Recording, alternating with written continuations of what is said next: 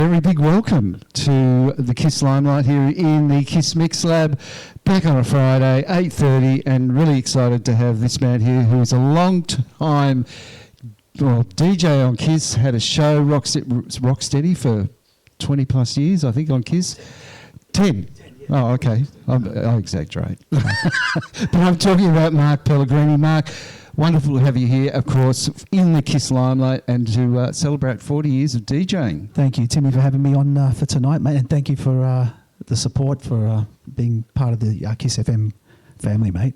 Thank you. Yeah, well, you are very much part of the family. Every Saturday night, beaming out. I know you've got lots of loyal listeners who listen religiously to your show. Amazing. Thank you. And listeners out there. Because you're a professional and you are dedicated to your craft. You've been doing it for years, and I think that it's obvious because you get booked all the time, people love you, and the music's great. So hats off, even though I haven't got one, to you, Mark. No, thank you, Timmy. It's been a great journey, being, as I said, being part of the family here and being part of the DJ culture. Yeah, it's been great. It's been great. So we're going to play a few of your tracks in the first half hour or so that have meant something to you over the years, but we're also going to talk about your career. And I think the best place to start is, where and when did it all begin? For me, probably pre-DJing, just the love of music. Growing up, Italian parents playing music, it's always been part of my life. Music would always be playing in the background, and that's where I fell in love with just music in general, all genres. But it all started, I think, when I was probably a kid. I was at some sort of family function in some school hall, and in the hall behind the church they were doing blue light disco, and we were all 8-9-year-olds, and my cousin found a way how to get in through the back door, went in there, we snuck in, 8-year-olds, 9-year-olds, just looking at the crowd, and it was the first time I saw a strobe light go off, the first time I ever saw a DJ playing, and the tracks were all playing off the wall. Was it Another Brick in the Wall, Pink Floyd, and Crazy Little Thing Called Love, Queen. They're the two songs. It's obviously really made an impression because you remember those two tracks. Every time I hear those songs, it just takes me back to that sort of moment. And from that point on, that was only still a kid, but moved forward 5 years when I was about 16 years old, 86. And one of my cousin Pino, he DJ'd some school sort of social. And I found out the next day, I called him up straight away and said, mate, I heard you're DJing, you're going to teach me everything. And from that point on, he showed me bits and pieces, how to mix, beat match, all that sort of stuff. And I started buying vinyl, and that's it. That's where it all started. So what age was that? I was 16. 16, right. Yeah. You mentioned about coming from an Italian family, in music. Well, often, back in those days, piano, accordion was a big... Did you learn an instrument, or were you... My parents are more New Age Italians, okay. But, it's... No, it was more... Dad used to listen to classical and all the Italian sort of hits, but when it came to musical, no, I was more get in the garden, start growing the tomatoes and doing this and doing that, not musical. So you never played an instrument? I wish I did when I was back then. Never played an instrument? Not when I was a kid, no. I think I got a gift. There was a little piano accordion, but I didn't know how to use it. Just went straight to the turntable. No, it went straight to the bookshelf, yeah. But I was on the turntable. So who was his cousin? Your Pino. Cousin Pino. Yes. Can't get more Italian than that. He started it all for me. Yeah. He taught me, and from then on we did our first school function together, and we only had like 20 records between us. Wow. And lucky we had a mate of mine that bought a couple of crates down, and that was the first sort of gig. And then the next gig, I think it was like 4 or 5 months later, my mate John Cooker, so his 17th birthday we did in his parents' backyard. His parents went away for the weekend. He only told his parents, he only got about 20 people rocking up. He had about 200 or 300 people in his backyard. So that's where it all started. Good. Fun days. Well done. All good old house parties, So you mentioned, Pink Floyd and Queen being songs that were what sparked your interest as a kid. Yeah. We're going to play a few tracks now that sparked your interest, I think, a bit later on, as in a DJ-wise sense. You've picked 3 or 4 tracks. Hopefully we'll get through all of them. But the first track you've picked is What and Why? Okay, it's a reimagined version of a track that I love, Blue Monday, New Order, of course. I'm not playing the original because, I'd like to play. You played a lot. I played a lot. I love the original, and I want to save it for great moments. Yeah. So I've got it's a remix. It's still true to its original sort of form. So it's Blue Monday, New Order. Takes me back to the 80s. It's just a track that I still play in today's set. It's just something that doesn't date. I just love the track, that UK alternative sort of 80s sort of music. Yeah, just something that just always stuck with me. All right, I'll hit play, will I? Yeah, go for it.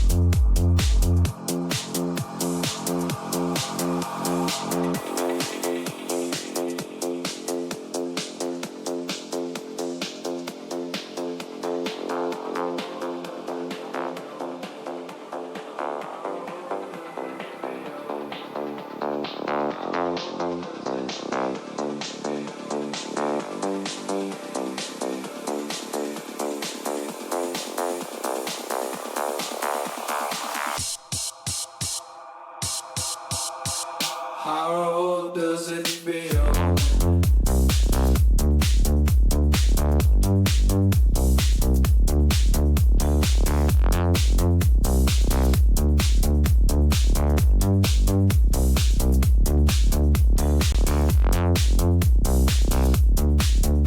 How does it feel to treat me like you do when you laid your hands on me and told me who you are?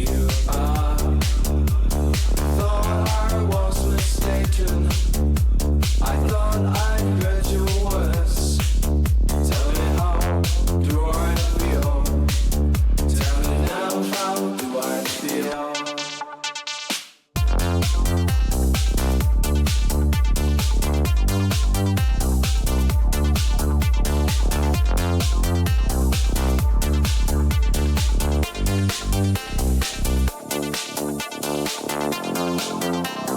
feel?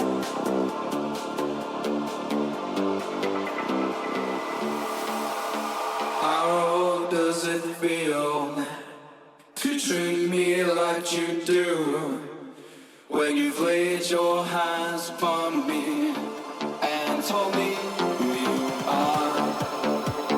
Thought I was mistaken. I thought I heard your words. Tell me how do I feel? Tell me now how do I feel?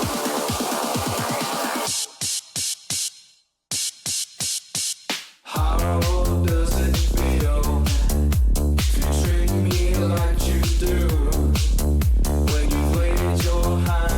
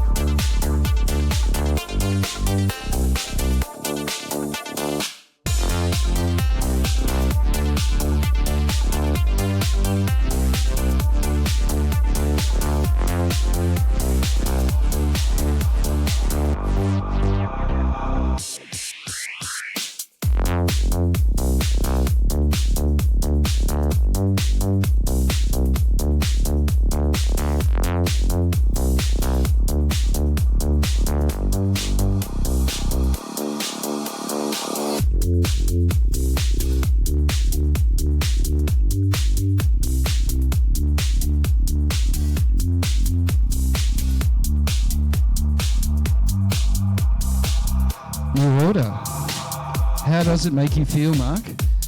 Yeah, it feels good. Feels good. Feels good, mate. What mix was that? It's a new remix. A new remix came out a couple of weeks ago. It's called How Does It Feel? Fezzo, Dub Dogs, and Zark. Okay. Yeah. There you go. Just gives it a more of a new age sort of feel. Yeah. Now, we were talking before about the fact that, you know, how you started out as a kid, blue light disco. When did the first professional sort of Mark Pellegrini career start, and what was the first gig and so forth? Okay. I mean, professionally, clubs came later for me. I think in 87, I think I was DJing for about a year. I decided to run my own sort of underage event. So I don't know if you want to call that professional, but you weren't underage though. I was underage. Oh, you were I was still underage. yeah. Running underage events. I had no idea how to run an underage. I think the first one we did was Preston Town Hall, and I had to get my dad to sign for it because I was underage, so he had to sign the agreement, the contract, and on the contract there was no limit on how many people we could fit in the place, and I think we ended up doing about 1,000 people, and awesome. and the place only fits about 400 or 500, mind you, and the place was just, the sweat was coming off the walls. It was just crazy. Well, I was talking to one of your friends that's here before, and I believe it was called Cinderella's. Cinderellas, yeah. Hey, Cinderella. Were there lots of Cinderellas there? Yeah, plenty of Cinderellas, yeah. The good old underage Cinderellas. So how many of those did you do? No, we ran twice a year for about probably 7 or 8 years, Wow. up until 92, 93. Well, you weren't underage by the end of it, surely. No, but then, back then, the underages were different. Like, they'll be 16, 17-year-olds, but, the 20-year-olds will be coming because they felt comfortable. Right. It was different. Not today, it's a different world for Yeah. underages, but back then it was like an open age. Yeah. you know? Yep. Yeah. Okay. But, yeah. So that was kind of the first foray. I mean, you're kind of a promoter DJ, I guess. Back then, I wanted to experience, I wanted to run my own events. As I said, I knew nothing about it back then, and that was our first one, and we lost money, and people were pocketing money. It was just so many people running the event. It was just, it was a crazy event. But then, good business school as well then. I was learning how to accounting, yeah. but then the next one we did, we got me and my partners at the time, we got our parents involved. They ran the front. We did everything properly, and the second one we did at some reception centre. Yeah. All right. Fast forward to starting to work in clubs. Club-wise, first club I did, I was 18. Place in Footscray. It was called City Club, which was the old Bunnies. Okay. I thought, Tony. I don't think I ever went to Bunnies, but I remember, my mentor Tony Razzo was DJing there, and he I adapted a lot of his just the way he spoke and the way he played, DJ'd. I did it for about 6 months. Mark DeMarjo was running it, and I was there for 6 months, and I tried. I worked there for 6 months. It was like $100. I think I was getting paid $100 from 9 o'clock till 6 in the morning, and it's like I'll do it for 6 months, and then all these other clubs will come calling. Clubs came calling, and I decided I'm going to stick to house parties, and I did that for many years. House parties and house parties, as in not house music, but as in house parties, like just doing house parties at people's places. Yeah, right. Did that for many years. Yeah, birthdays and all that sort of stuff. And that was in the Italian community, maybe? No, just everyone. Just parties, birthdays, engage, whatever. Were you bringing the PA in, doing all that sort of all stuff? the above. Yeah, mobile disco basically. Pretty much. And I remember we used to get to the party at 12 o'clock lunchtime, set up the decks and stuff. Because I loved it. I was practicing from 12 till 6 p.m. just before the party started at the person's backyard, just to get the miles up on the decks and just the learning the art of DJing. And then from there, I think probably mid-90s, I decided to give the clubs another crack. And I think Cadillac Bar was my first club gig, 95. Now, for those who don't know, that was at the top end of Swanson Street. Correct, yeah. I don't know what is there now, but some apartment or something. Yeah, exactly. That was probably my first club gig there. The church in Chapel Street, which is now Bertie O'Reilly's, for the Italian boys. They were the first couple of sort of overage sort of gigs, but then. Fast forward, then back to Silver's Racket Club. Fast forward, of course, was in St Kilda Road or Queens Road? Queens Road, correct. Yep. I did a stint at Dome on a Sunday for a month or so. But I think the the real club, I think when I got the residency at Heat, Yeah, in late '98. That's where it all pretty much started for me. At Crown, of Crown course. Casino, yeah. Let's play another track. What have you selected? Oh, it's again another reimagined version. It's Marshall Jefferson, "Move Your Body." All right.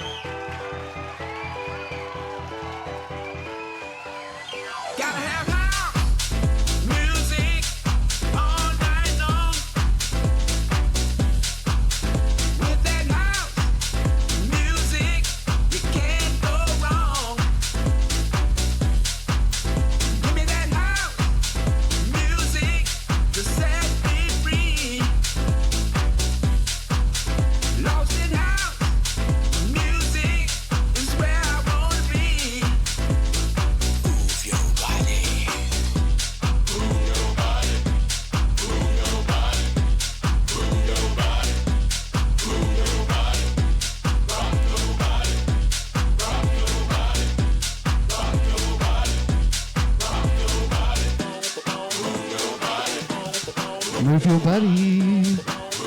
Marshall Jefferson, of course, a seminal house track. Classic. One of the pioneering house tracks that got it all started. House music is where your heart is at, I think it's fair to say. Always, yeah.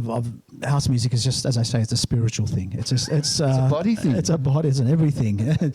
I love house music, yeah. Every sort of stem off it, yeah. It's amazing. You kind of own the Italian community as far as a DJ in Melbourne, which obviously being Italian, Yeah. but you're the go-to man, which is awesome because I know you get some fantastic gigs in that Lygon Street Park when they have, I mean... Oh, the Melbourne Italian Festa. It must be nice to be, looked upon and embraced by your own community like that. It's amazing. It's a feeling that, as I said, that it connects me with what my parents, it connects me with my parents and all my ancestors. Proud of you? I'm sure they are. I'm sure they are. Yeah, I'm sure they are. They were, I mean, they're just, I've watched from afar, Mark, and thought how nice it is, and thought, it's great. Yeah. It really is. No, it's the festa. It's It's amazing. I've been doing that for about, I think, over 10, 11 years now. And to see, you see a generation of the parents, which they used to come to the clubs when they were in their 20s and 30s, and to see them with kids and their kids are partying at the same time. It's a sight to see. Yeah, no, it's a real wonderful thing. I think I don't want to use the word blessed, but I will. Yeah, okay, yeah, that's one of those words. Yeah. So career again. You were Cadillac Bar, and then house music. That was just as house music probably was coming along. Then the career really took off, didn't it? Sort of when you said you got to be playing at Crown at Heat. Yep. Yeah. What happened then? I did a couple of over 2 years there, resident. What particular night was it? Friday, main room on Friday, and Sundays. Molly and Sergeant Slick, Andy J. They were in the main room. I was in the side room in the cocktail bar. Yes. And that was a 10 till 6 a.m. stint, so like a good 8 hours every Sunday. That was fun. I'd throw everything, if it was like a minestrone, I'd throw your Eagles, Hotel California, to R&B, to retro classics, to rock. It was just a mash of everything. It was fun. It was a great time to be alive. And then from there, From there, I started 2001, got into running events on a serious note. I think our first contract was the Hyatt Food Court, which they had a food court back in the day. Where's Hyatt? Now it's what's that place called now? It's in the city, is it? In the city, yes. The Grand Hyatt. They just have a food court. It's Is that Sofitel? no, it's a Street? corner of Russell and Collins, correct, right there. Oh, okay. Yeah. We started our first weekly event there with the Grand Hyatt, and that because we were dealing with corporate sort of, the Hyatt, they want to see everything black and white contracts. So it was a great apprenticeship to learn how to, So that was the first event as such. That went well? The first week, we did 12 months there. And then from there, we just started running other events. Who's the we? Oh, I mean, business partners, Different business partners? Yeah, different business partners, always, and that's how we started. And then from there, we just running weekly nights every Saturday, every Friday, and we just grew from there. So. Yeah, yep. Nowadays, how do you see your career, like what you're up to? These days, still doing one-off events. Taking DJ, I'm trying to take DJing to another level, and I think to do that you need to be getting production out there. You need to have some tracks under your belt to be sort of like noticed overseas, and that's the next step. I want to just break that barrier. Taught yourself, how have you learned to produce? Did school of SAE back in 2000, back in the day. That was pre-Ableton though, was it? Or? That was pre-everything, so there was no, I don't think, we were using Pro Tools back then. Yeah, Pro Tools, But before that, I was always dabbling with keyboards and outboard sort of instruments and stuff like that. But I've always dabbled with, I think during the 90s with Pro Tools and just mashing up and doing what I can, just playing with it. But that's the next step, And you've got a studio at home, I believe, now? A studio at home and you've got a studio? A studio as well, Yeah. So, out in Epping? Out in Epping, yeah. Johnny learned about the other day. Yes. It's, not that I'm there every week, but no. It's not easy, but it's you just got to with your workload, you got to just keep it balanced and try and do what you can. So all right, you've selected another track. Let's hear. I have, yes. This one, first time I heard it was in Ibiza in 2000, and it was at Space in the Terrace, and I heard this track and I bought it on vinyl in Ibiza, brought it back and played it at Heat Friday night because I was in the main room, and the reaction I saw in Ibiza, it took me 3 months to get the same reaction at Heat. So it was like, I don't know what it is, but let's should I just hit play? Okay. Yeah. One of my favourites. Oh, I know what it is. Pasilda. From Medusa.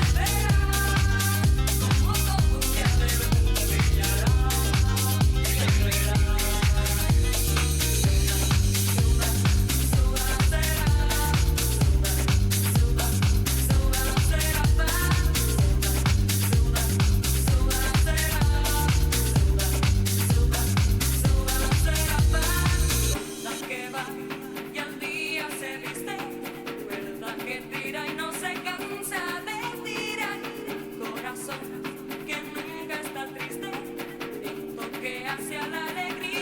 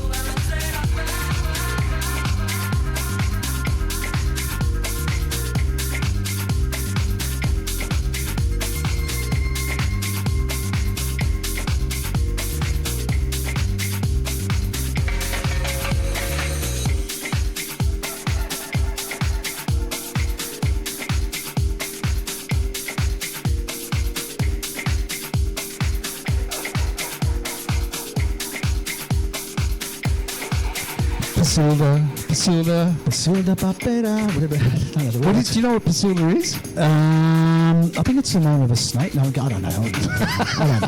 Pasilda. It's a word. That's a word. We've got to Google that. I'm with Mark Pellegrini. We're in the Kiss Limelight. I've been talking to Mark about his career, and his career is coming to a culmination point, I think we could describe it as far as in a chronological sense. 40 years of DJing is this year. Do I get long service leave for that? I hope so. I hope God, so you've too. worked hard enough. 40 years. I know. I can't believe it's been 40 years.